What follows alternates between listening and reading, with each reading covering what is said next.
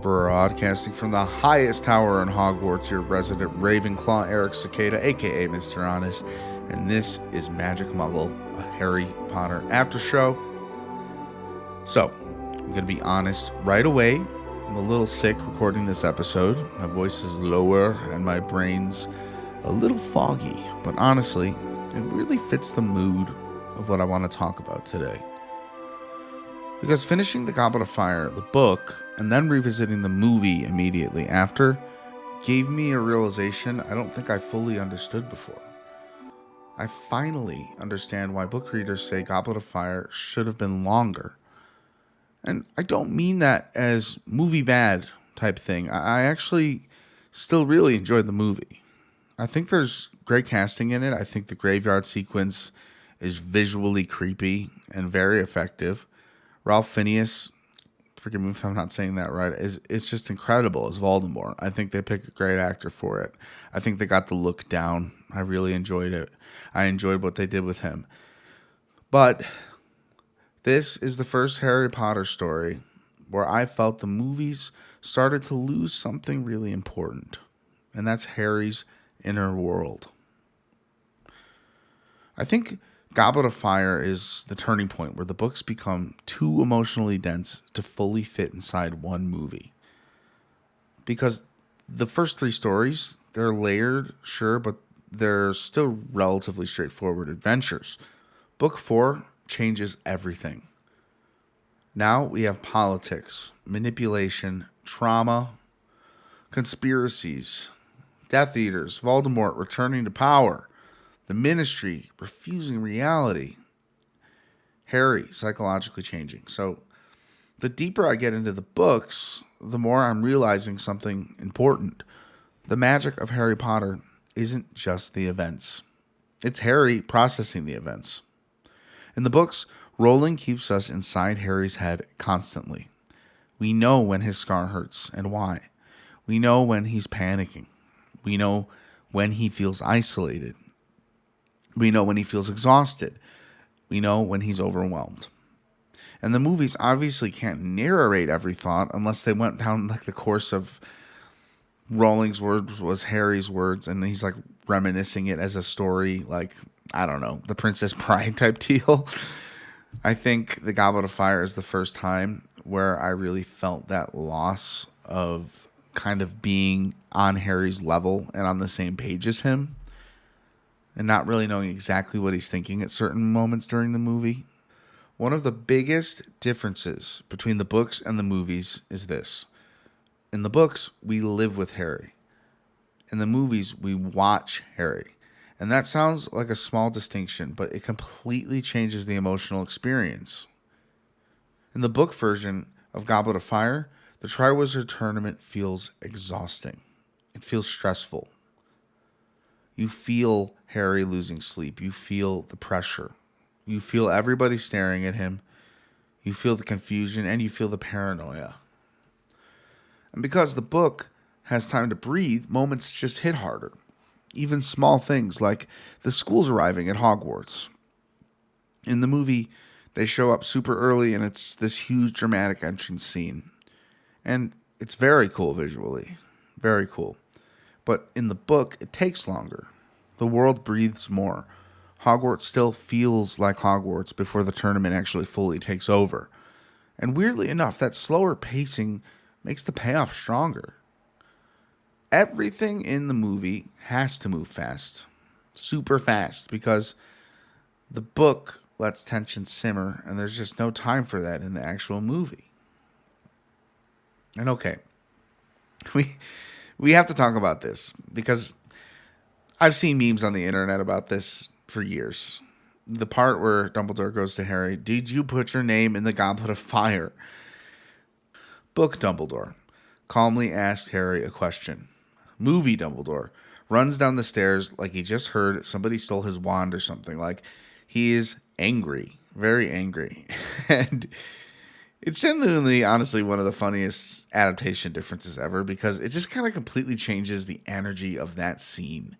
You need Dumbledore on Harry's side. And I know it doesn't really stick, like he doesn't stay mad at Harry in the movie, But having Dumbledore be that soft, calm presence in a room full of panic and accusations, it's just important to have Dumbledore always be there for Harry. And it's good to know that Dumbledore always gives Harry the benefit of the doubt. And honestly, it does point to like a larger issue I had with parts of the movie.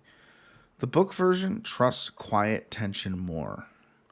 Dumbledore in the book is terrifying because he's calm. He walks into chaos and controls the room. In the movie, emotions sometimes feel amplified for speed and drama. And sometimes it works, but sometimes it loses nuance. And nowhere did I feel that more than the Barty Crouch Jr. reveal. In the book, this is massive. The Veritaserum scene isn't just exposition. It's the unraveling of the entire conspiracy of the entire book. We learn how he escaped Azkaban, how his mother sacrificed herself, how Voldemort found him, how Moody was imprisoned all year, how the tournament was manipulated, and how Harry's name, most importantly, got entered. It's horrifying because you realize Voldemort's return wasn't random. It was calculated. It was a year-long infiltration of Hogwarts, the place that's supposed to be safe for Harry. No Voldemort, no imminent danger, except for dragons chasing you. And again, that wouldn't have happened if Hogwarts wasn't infiltrated. And Dumbledore interrogating Barty Crouch Jr. is honestly fascinating in the book. He's calm, focused, and methodical, but he's also stern in a way that Harry's never quite seen him. He's extracting the truth piece by piece while Harry sits there absorbing the nightmare. But in the movie, they use the truth serum and then barely ask him anything. Like maybe 1 to 2 questions, and then that's it. So the Veritaserum is a prop instead of a storytelling device. And I think that's just a little bit disappointing. And then Barty Crouch Jr., he just kind of disappears. In the book, what happens to him matters politically and emotionally. The Dementor's kiss is horrifying. It removes testimony from him forever. It helps fuel the Ministry in denying Voldemort's return. In the movie, it almost feels like, okay, scene over. Goodbye, David Tennant. We're moving on. And I think that's the moment where I realized the movie version of Goblet of Fire feels smaller than the book. And this part does hurt to say because I actually think that the graveyard sequence itself is really strong. Ralph Fiennes was perfect casting. From the look to the voice, the movement, he just genuinely is unsettling. Like when he has Harry up against the grave and he's kind of just hovering over him, wand at him. I think he's pointing his wand at him. I just love that. But the emotional weight surrounding the scene is so much stronger in the book. Because again, we're in Harry's head. So when Harry sees his parents through Priori Incantatem in the book, Rowling lets us sit there emotionally a bit longer than we're able to in the movies. We feel Harry wanting to stay. We feel his grief. We feel the shock. We feel the impossible emotion of seeing his parents again. In the movie, it happens so fast. And visually, it works. You know, Cedric says, bring my dad back. Bring my dad my body. But emotionally, it doesn't fully linger the same way as it does in the books. And Voldemort himself explains so much more in the book. In the movie, it almost becomes, I'm back. Lucius disappointed me. Now let's duel. But in the book, Voldemort's return feels ancient, calculated, personal, and terrifying all at the same time. And honestly, the chapter itself feels suffocating in the very best way.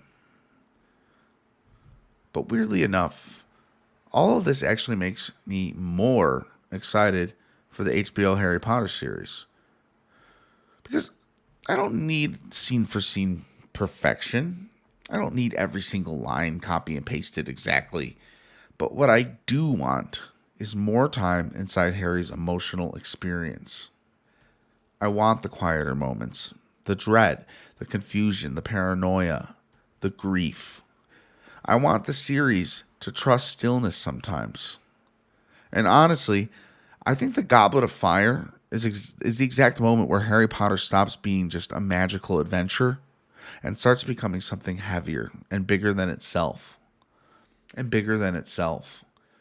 And weirdly, I think this podcast is kind of growing up alongside the story. So, while I still really enjoy the movie, the book made me realize just how much emotional depth exists underneath the surface of this world. And now, I completely understand why people say the books and the movies become very different experiences from this point forward. So you could be wondering, where does Magic Muggle go from here? Simple. We go to the next book. We go to Order of the Phoenix. We read it all through at the perfect pace. If there's a single chapter that needs to be talked about in one episode because it matters that much, we will do it. I will not rush to finish this series in time for the TV show. If the books need more time than the first season of the show, we're going to figure out a way to cover both. Or take a break on one book and do the series and then come back to the books. The way I'm going to format that is still up in the air. I got to figure a couple things out just logistically on my podcasting app and all. Not app, the Pinecast, they hold my podcast. So there's I have an idea of making the series start at season 8. If you've noticed, the podcast so far is in seasons for each book. Season 1 to 4 is the books we've read. So seasons 5 to 7 are going to be the finishing of those books. And I would like to, if possible, this is where I need to kind of check with the owner of the site to see if this would work. I will start in season 8 with the series, even if we aren't at season 8 yet. So we would have everything in the right order. Something about, I don't know if it's OCD or just wanting to be a little more organized. I really would like all the books to stand together in a line, and I wouldn't want book 5 to have to be season 7 or something like along the lines of that. So just some housekeeping ideas to keep you in the loop on how we're going to be doing things. No need to worry. There won't be any rushing through one of the books just to get to the TV show. There's plenty of Harry Potter to go around, and don't worry, on the end of us getting to the show and covering it the right way, we're going to cover every bit of it. I'm so looking forward to the series. More than a lot of people. People have their doubts. And I'd like to challenge each and every one of you to give the show a true chance. Not to be everything that the movies were. Not to be everything that the books are or can be. But to be its own story and telling of Harry Potter. And to give it a fair shot at actually making it work. Because if it works, it's only a treat for us. If it doesn't, it hurts the Harry Potter world, but we still have all the stuff we have now, the books, the movies, and hey, maybe they have a TV show in the future that works. I think the TV show is going to work. They're taking swings. They're going to do it at their own pace. They're planning a season a book, so every book is going to have hours more time to tell its story. We might get a little more Hermione trying to protect the elves in the kitchen. We might get a couple of more moments with Dobby, which I would love. I kind of want Dobby to be around a lot more as like a reoccurring character each season, like he is in the books. And yeah, I mean, this is the most exciting time for me in the podcast because we just crossed a bridge. We finished 4 books. I've had a blast doing it week to week. I hope you've enjoyed the story, whether you're listening to it now as it's coming out or a couple of years from now when I totally believe that an audience is going to find this show and listen to it retroactively while they're reading and or watching the shows or want to talk about the movies. It's all going to be there, and I'm here for it. I also do Marvel Maniac and MCU After Show if you want more from me and you like the Marvel Universe. I've been doing that since mid-2001 WandaVision release day. So we have had some on and off periods for the show, but the show's constantly running week to week now. So if you are a Marvel fan, go follow us, Marvel Maniac and MCU After Show. As for Magic Muggle, Harry Potter After Show, we couldn't be more excited as excited as I've ever been about covering a book series and doing a special podcast about Harry Potter. The kid me would look up to me right now and say, "You're doing it. This is what I wanted. This is the time Harry Potter deserves." And it's a timeless story, so we'll take our time, break it down, and have a great time with it. Thank you so much for listening with me, being with me for this experience, and I'm looking forward to next time starting Harry Potter and the Order of the Phoenix. I'll talk to you then, and until then, wands down, hearts full.